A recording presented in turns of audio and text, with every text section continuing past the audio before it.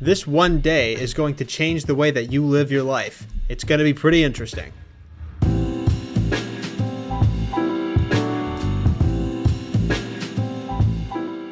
Ladies and gentlemen and ladies, welcome to another episode of the Progress Lab, where I go and I fail at things and then I tell you guys how not to do that. If you're new to the channel, then consider hitting the subscribe button down below and turning on the notifications so that you can hear all of my dumbass opinions the second that I post them. So you might be wondering how exactly this fits into the self-improvement genre. People say all the time, oh my god, Spencer, you shouldn't be paying attention to politics. It's going to make you so upset, you're going to cry, you're going to feel like a loser. Well, I have one thing to tell you. These people are making decisions on your behalf, and you need to know exactly who's doing that for you. When it comes to self-improvement, it's not just about how you can make yourself better and what you can do for yourself, but it's also what you can do for other people. How can you make your community better? How can you make your state better? How can you make your country better? So as a citizen of this country and as a self-improver, I want to make it as easy as possible for people to escape their addictions. I want you to be free of companies that are squashing you down with their thumb.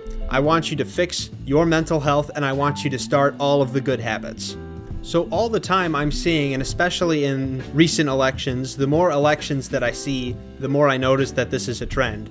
I see more and more that there are certain candidates that promote degeneracy. They're completely okay with people watching porn. They want to legalize drugs. They want to legalize all of this marijuana. They don't ever put any kind of restrictions on alcohol, which I think is really screwing up people's lives. They encourage casual sex and hookup culture, but they call it something different. They call that, liberating people's bodies. I want society to change so that the men and women of this country, of this state, of my community can be free. So as a self-improver myself, I look for candidates in elections that are against drugs and marijuana and things like that and want to keep them illegal and out of my city, out of my community, out of my area. I want people who want to put limits on alcohol because I don't want to be surrounded by a bunch of drunks. I want candidates that encourage traditional values and celibacy before marriage. These things about a politician are going to make the world a more wholesome place. And there is an election coming up, and you have to decide which candidates that you're going to vote for. Which candidates do you think are going to be the ones that are promoting everything that I've talked about so far? And which ones do you think are going to be regressive in their attitude toward a self-improver's journey and goal? I know which ones I'm picking, so let's have a small review and we'll look at the things that are going on in the 2022 midterms in the United States. So the big question right now is who's going to win these midterms? Are we going to have a big Republican sweep like some people are predicting right now, or are the polls going to be bucked and maybe we're going to have a big Democrat year that nobody expects? If you want my opinion on this, I really do think that it's complicated, but I would say that Republicans would be winning. That, of course, depends on how you define winning. I guess I would define winning as having more seats in Parliament or House or whatever kind of system that you're in than you did before. Let's compare this year to other years. A quick look at the polls of this year. Given however much stock that you want to take in polls, I know some people are very into polls and they think that polls are like very great indicators, and I know that some other people's just completely disregard the polls. But a quick look at the polls would tell us that the national popular vote right now is going to be around Republicans +3. So for example, the Republicans would have like 50% and the Democrats would have 47% in an election like that. So Republicans have a 3 percentage point lead in the generic ballot right now. The generic ballot being what they predict the popular vote is going to be. So 2 years ago in 2020, the generic ballot for the House was around Democrat +3 or Democrat +4. So that's a pretty big shift that we're looking at. The House in 2020 was split pretty much evenly. And so can you imagine what a 6 or 7 point shift towards conservative candidates would look like? I really don't think that there's any way that the Republicans would lose the House in this case. They only need to pick up 5 seats total to do that. And you see what's happening with the redistricting maps in states like Florida and Arizona and Wisconsin. Wisconsin, they've got the 3rd congressional district there. That's a district that Trump won by quite a bit. And there was a Democrat incumbent there, and he retired this year, and now the new Democrat that wants to replace him, he's pretty much toast. There's no way this guy's going to win. All the new seats in Florida that are going to be open, all Republican. Arizona, Republican seat. Tennessee, they drew out a Democrat. That's an automatic Republican pickup. Republicans win the House just based on redistricting alone, because they only need to pick up 5 seats we pick up 5 seats without an election even happening. So even if Republicans lose all of the other toss-up seats, it's not even going to really matter that much. So that's why I think that the House is pretty much a solid lock for the GOP. There's no way they're not winning it. Now the Senate, on the other hand, that's going to be a different story. So the Senate one is going to be a little bit more difficult for Republicans to pick up, but I do think that they're at least going to pick up 1 seat. So we can first go over, the seats that they're going to be defending in this election. And I actually think that they're going to successfully defend every single one of their seats that they've got right now. Wisconsin. Ron Johnson is leading his challenger Mandela Barnes by a lot, and Ron Johnson's not usually like the leader guy. He's usually more of the come from behind victory kind of guy. Every time this guy has been in an election, every single time he's always sort of been behind in the polls and then had an upset victory. It happened in 2010, it happened in 2016. And I think it's going to happen again in 2022, but he's not actually the one that's behind this time. He's ahead. Think of what that means for him right now. Like, he's going to be winning by 6 and 7 instead of just 1, 2, 3, and 4. Dr. Oz in Pennsylvania, he was not many Republicans' favorite candidate. He was not my favorite candidate. I think Dr. Oz is kind of a sort of a snake oil salesman. He wasn't all that great on things. 10 years ago, he was pretty liberal on some things. And people know that and people understand that, but I think he is saved by his challenger literally having a stroke and not being able to function. He has to have the captions just so that he can understand people. I saw that on the news the other day. Dr. Oz is winning, and he does have some good points to him. He has been using the America First rhetoric, which is, drawing people to him. And I think the David McCormick voters from the primary are starting to come home to him, and we can see it in the polls, which are starting to reflect that. In North Carolina, I can't think of a time when Ted Budd, who was endorsed by President Trump and easily won his primary, I can't think of a time when he didn't have a lead, so I'm pretty sure he's going to win down there. He's been doing really well, even in the polls where, it generally has Republicans behind a little bit, especially in a state like North Carolina. They predicted Hillary Clinton to win that. They predicted Joe Biden to win that. And he's just going to win it again. Republicans consistently underperform in polling there, and then they're going to overperform in the election. And he's winning right now in the polls, so that kind of tells you where it's at. J.D. Vance in Ohio is continuously crushing his opponent in a state where it's, consistently moving more and more to the right. It voted for Trump by around 8 percentage points in both of his elections, and that was the most it voted for a candidate in a long time, I think at least before 2000. Polling has him leading just by a tiny little bit right now, just 1 or 2 points, and Tim Ryan is leading in the occasional poll, but he's going to win that one by 10 points because the polls in Ohio have traditionally been terrible. The polls showed Trump losing last time in 2020, losing it by 1 or tied, or maybe Trump plus 1, and he won it by 8. So that one's going to be pretty much in the bag for J.D. Vance, and the governor candidate, as we'll talk about later, he's not having any trouble at all. He's not in any kind of danger. And finally, for the Senate seats that the Republicans are defending, Marco Rubio down in Florida, he's literally in zero danger. Florida's been moving to the right for a while now, and Marco Rubio is particularly popular, along with the governor there, who's also in zero trouble. I don't see a single reason why the GOP can't defend all of their seats successfully, which means that they're going to have at least a 50-50 Senate. This election's not going to be about what the Republicans have to defend from Democrats.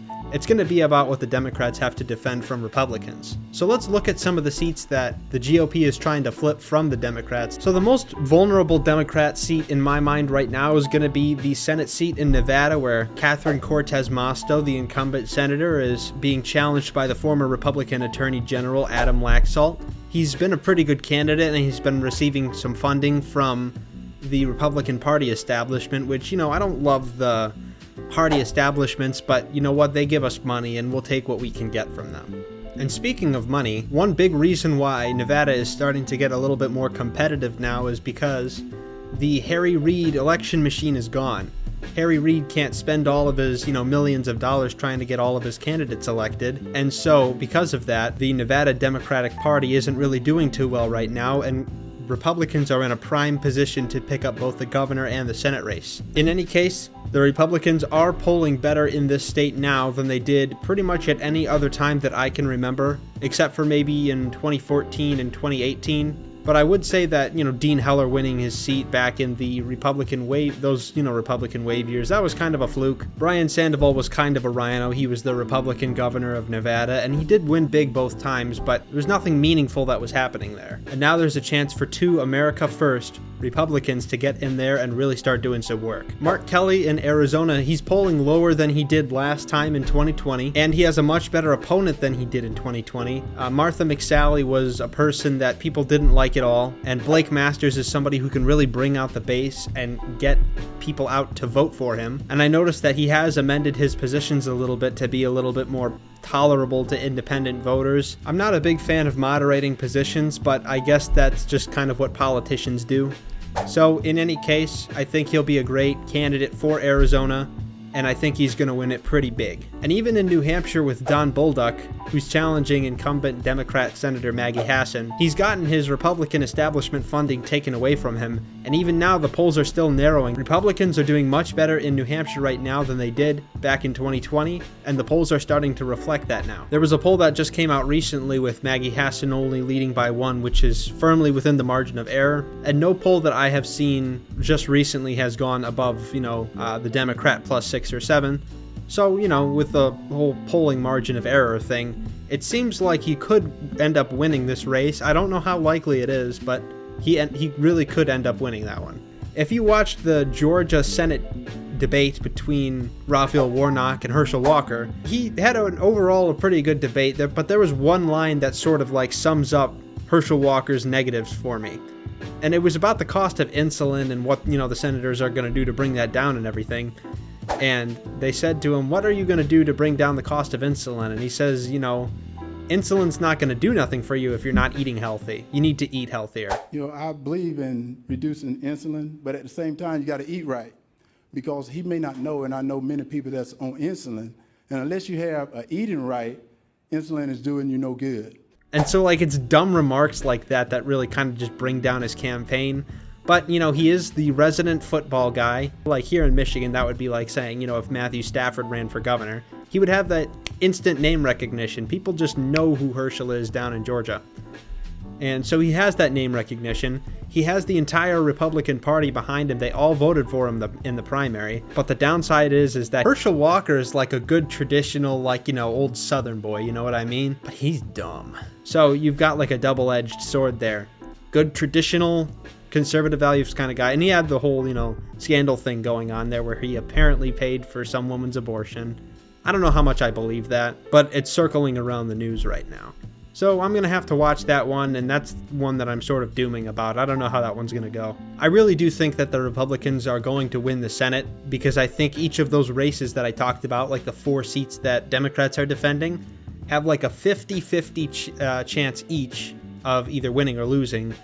And for the Democrats to win, they'd have to win like all 4. And even then it would be a 50-50 Senate, and they'd still be dealing with Joe Manchin and Kristen Sinema. But what are we doing on the state level? What can we do in your state and your community? Let's check out how the governor races are going. So to talk about some important races for governor, we'll go over it pretty quick. I believe I already talked about in Nevada, the Harry Reid machine is gone.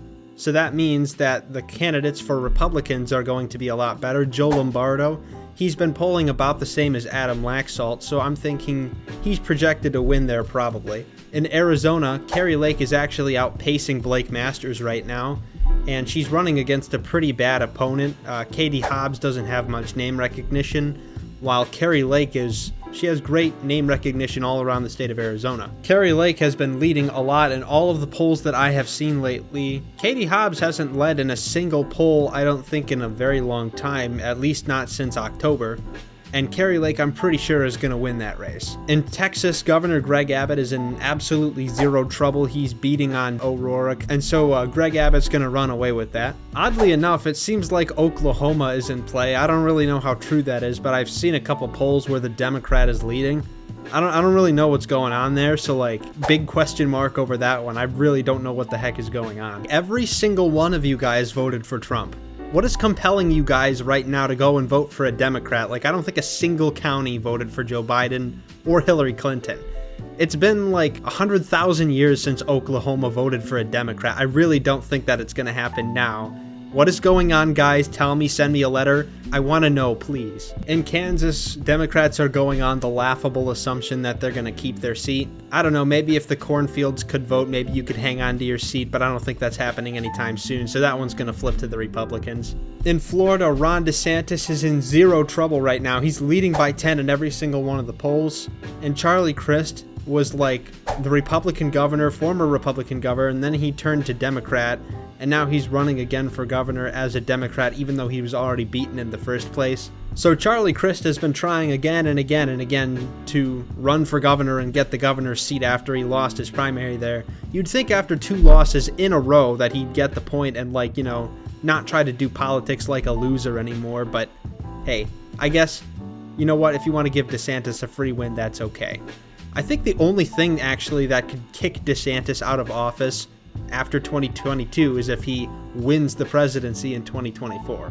In Georgia, Brian Kemp is also in zero trouble. It's funny, it seems like the Republican governors, it seems like they're all doing well, maybe a little bit better than their Senate counterparts. But Brian Kemp, he was not the preferred candidate of Donald Trump, but he eventually did win the primary after consolidating some more conservative policies and passing him through, you know, the voting bill that just happened, and he ended up getting enough conservative people in the base to vote for him so that he could get elected again, and he is going to get elected again. For Stacey Abrams, I'm not going to sugarcoat it because she'll probably eat that too, but it's not looking good for her. In Wisconsin, Tony Evers is pretty much a sitting duck. I think everybody at this point realizes that he's going to lose to Republican challenger Tim Michels, and I don't even really think it's going to be all that close. He's going to win by 5. Tim Michels was the Trump-endorsed candidate in the primary, and I think he's going to do really well. Tony Evers wasn't able to get that much done anyway in the first place because he had a Republican state legislature. That wasn't helping him. As for Michigan, Tudor Dixon is in a contest with Gretchen Whitmer, who, unbeknownst to me, I don't know why, but she seems like she's a strong candidate. But Tudor Dixon has been getting better funding from the DeVos family, and, you know, she has been doing a little better as more undecided voters start to get on the train and decide who they're going to vote for. And there's been a bit of a polling shift towards the GOP there, and it's looking like the polls are showing that she's going to have a fighting chance there. And so finally, Doug Mastriano in Pennsylvania, the Republican candidate, he's not looking so great in the polls. I don't really know why, because it seems like all of the other candidates that are sort of like him are doing well in a bunch of different other places, but Doug Mastriano does not have any money, and against his challenger Josh Shapiro, Shapiro has been elected statewide before into the Attorney General office, I believe. So he's kind of fighting an uphill battle there, but I do think that he has a chance. And you know how Pennsylvania polls have been lately. They've been underestimating Republican candidates a lot, so we'll see how that goes. So who is going to win these midterms? My final decision? I am not a fortune teller, but I'm pretty sure that the GOP is going to make at least some pickups in the Senate, and I guarantee you they're probably going to win the House. Now, no matter who you are, I want you to go out and vote, because complacency is going to bring you and your community down. So if you think that you don't need to vote, or if you find that you have friends that aren't really interested in voting in November, ring them, take them by their arm, and go down the yellow brick road and go to the polls and vote. One of the penalties of refusing to participate in politics is that you end up being governed by your inferiors. That's a Plato quote. I'm including that because I'm really smart, and so is he. So if you'd like to vote on my channel, you can go and click the subscribe button down below and vote whether my video was a good video or a bad video by liking, or I guess disliking if you're really one of those types of people. Like, who goes on a video and wants to dislike the video? Like, what kind of people do that? If I don't like a video, I just stop watching. But I guess that's what democracy is, isn't it? People get to do whatever they want. Thank you for watching, and remember to like and subscribe the video down below.